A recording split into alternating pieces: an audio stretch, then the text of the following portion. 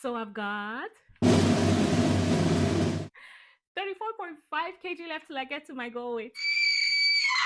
Happy New Year, everyone. A new year is a perfect time for realignment, reflection, and making fresh decisions. What better way to start the new year by talking about something that most of us will already be embarking on? Fasting. So let's talk about it not just as a spiritual practice, but as a tool for healing, discipline, and restoration of our bodies as well. January is a season where many churches intentionally fast and pray, not just to ask God for things, but to posture our hearts, renew our minds, and align our lives for the year ahead. I truly believe that fasting doesn't just heal the spirit because it heals the body too.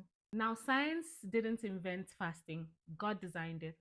Long before things like intermittent fasting and autophagy became buzzwords, scripture already showed us the power of denying the flesh so that your spirit can come back into alignment.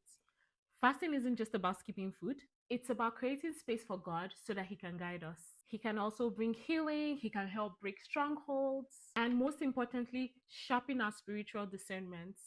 Fasting separates craving from needs, impulse from obedience, and comfort from calling.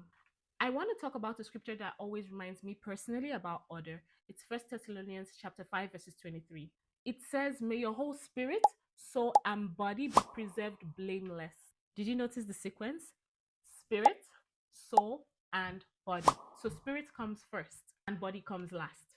Now, most of us do it backwards. We concentrate on our bodies first and then spirit last. And that's what I did before. You see, the thing is, when we tackle the spirit first, we overcome self sabotage, strongholds, and actually build lasting habits. That's how we prevent things like yo yo diets, setbacks, and frustrations that only we truly feel. God's order isn't just spiritual, it's actually a fat loss strategy from the inside out. We all need to know that when the spirit leads, the body follows. When we fast, especially when it comes to things like intermittent fasting, the body enters a state where insulin levels drop. Fat then becomes the main source of fuel for the body, and then autophagy begins. Autophagy literally means self cleansing. Science calls it cellular repair, but the scripture calls it restoration. God designed the body to heal itself when we create space for it, just like the soul heals when we create spiritual stillness. Now, let's talk about something that people don't like to mention: your attitude. Matthew chapter 6, verses 16 to 18 already warns us, when you fast, don't look sober. In today's language, don't walk around like fasting is punishing the whole neighborhood.